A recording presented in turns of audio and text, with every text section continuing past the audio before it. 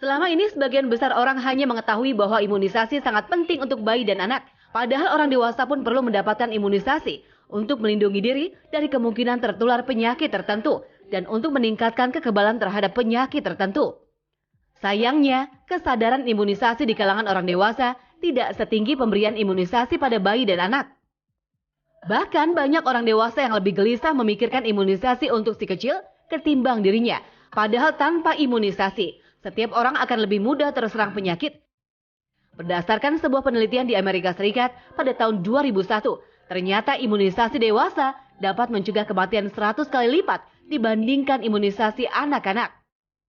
Lantas penyakit apa sajakah yang dapat dicegah dengan imunisasi dan vaksin pada orang dewasa?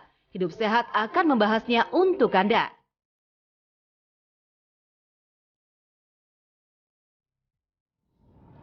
Nah, itu dia tayangan tentang vaksin lansia. Ternyata cukup banyak orang dewasa yang tidak aware dengan vaksin lansia ya. Padahal penting sekali untuk meningkatkan daya tahan tubuhnya. Nah, Dr. Susi, ini ada fakta mitos pertama terkait vaksin lansia. Berikut tayangannya.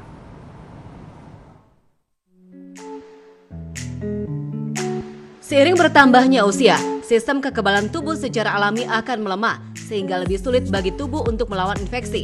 Itu berarti kelompok lansia lebih mungkin terserang penyakit. Karenanya lansia wajib melakukan vaksinasi untuk memberikan perlindungan pada tubuh dengan lebih baik dari penyakit dan berbagai komplikasinya.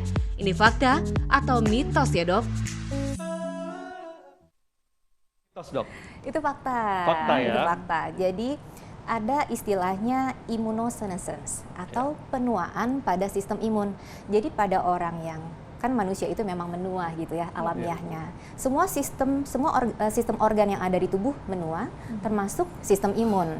Nah, akibat dari sistem imun yang menua itu mereka jadi kurang responsif. Jadi misalnya masuk kuman nih, kurang responsif. Jadi ketika harusnya sistem imun itu melawan kuman yang masuk, kerjanya nggak optimal gitu karena proses penuaan tadi itu yang menyebabkan lansia itu memang mudah untuk terkena penyakit infeksi karena proses penuaannya sistem imun menua, dan untuk mencegahnya maka perlu diberikan vaksinasi.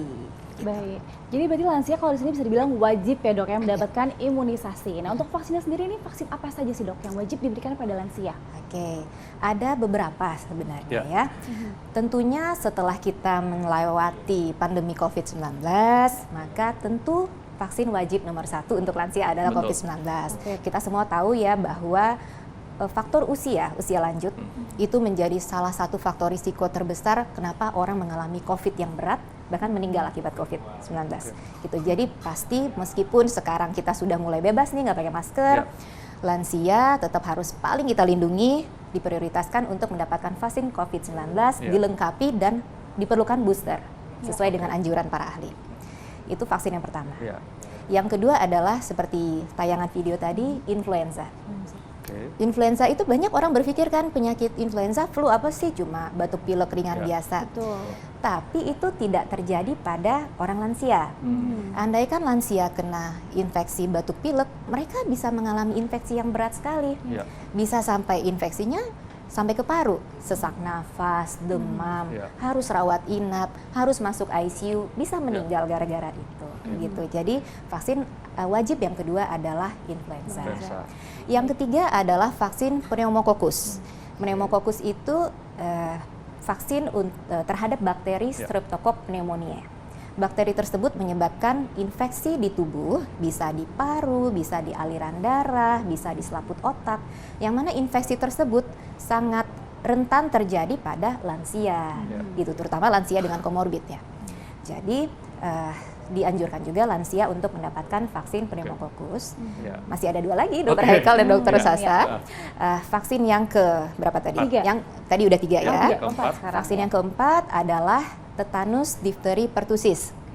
Mungkin banyak yang taunya vaksin DPT buat anak-anak gitu ya.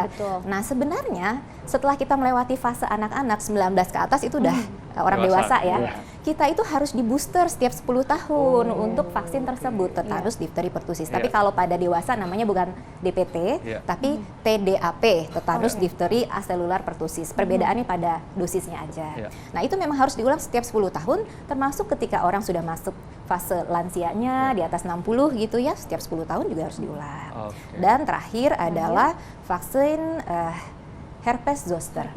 Tahu herpes zoster ya, yang menyebabkan cacar ular. Jadi ada lenting-lenting satu sisi badan aja. Dan setelah terkena herpes zoster, biasanya orang akan mengalami nyeri yang berkepanjangan. Bisa lama dok ya? Lama. Dan memang faktor usia itu menyebabkan lebih berat ya? Lebih sering orang mengalami herpes zoster dan ya sakit gitu berkepanjangan. Nah, untuk mencegah itu juga lansia harus diberikan vaksin herpes zoster. Cuma sayangnya vaksin yang ini saat ini sedang tidak ada di Indonesia. Oh, baiklah. Gitu. Berarti tadi kata dokter ada 5 yang disebutkan yang wajib. Nah, lalu selanjutnya kita ada fakta mitos yang kedua, kita lihat tayangan berikut.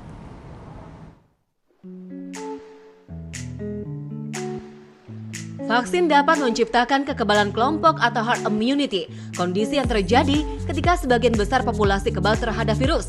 Istilah ini terjadi ketika sebagian besar masyarakat telah divaksinasi atau pernah terinfeksi dan telah pulih. Namun benarkah kalau kelompok lansia yang memiliki riwayat penyakit tertentu tidak bisa divaksinasi? Fakta atau mitos? Baik dokter, ini fakta atau mitos dok? Lansia dengan penyakit tertentu tidak bisa divaksinasi itu mitos. Mitos. Sekali itu tuh, mitos. Jadi lansia tadi kan ada faktor immunosenescence, penuaan dari sistem imun yang menyebabkan dia rentan sakit sehingga kita harus lindungi dengan vaksinasi, begitu kan ya. Yang kedua, lansia ini memang justru sebagian besar memiliki penyakit penyerta, komorbid. Katakanlah ada diabetesnya, ada hipertensi, penyakit jantung, penyakit ginjal, penyakit liver, penyakit paru, dan lain-lain. Justru dengan adanya komorbid tersebut menyebabkan dia semakin rentan lagi untuk mengalami infeksi yang berat atau perburukan penyakit kroniknya akibat infeksi gitu. Jadi justru lansia dengan komorbid menjadi semakin prioritas untuk mendapatkan vaksinasi. Oh, jadi bukannya tidak boleh, tapi tidak justru semakin boleh. prioritas. Ya. Tapi waktu yang tepat ini kapan sih dok untuk melakukan jika sudah ada komorbid? Ya, nah ini yang perlu menjadi perhatian. Secara umum, semua kondisi komorbid bisa diberikan vaksinasi. Cuma jadi misalnya nih gula darahnya belum terkontrol, nggak apa-apa, kita boleh memberikan vaksinasi. Jadi tidak ada kekhawatiran tertentu mengenai gula yang belum terkontrol tersebut kemudian divaksin. Karena apa? Karena justru memang ketika kondisi gulanya tidak terkontrol ini, dia sangat rentan untuk mengalami infeksi yang berat. Jadi dia justru kita prioritaskan untuk dilindungi dengan vaksinasi. Termasuk juga dengan penyakit penyerta yang lain. Cuma ada beberapa yang harus diperhatikan ini deh, tekanan darah ketika akan melakukan vaksinasi. Karena yang namanya kita memberikan vaksin kan itu nyeri ya. Ada orang yang juga cemas gitu kan, cemas nyeri. Andaikan tekanan darahnya sebelum vaksin sudah di atas 180/110, sebaiknya kita tunda dulu. Kita tenangkan dulu, turunkan tekanan darah dulu. Karena apa, kalau misalnya kita vaksin dia ketakutan, dia nyeri, tensinya bisa naik lagi kan. Gitu. Wah, itu sih. ini memang sangat menarik ya. Dan kita akan bahas nih, mulai usia berapa lansia mesti divaksin. Kita akan bahas sesaat lagi, tetap di Hidup Sehat.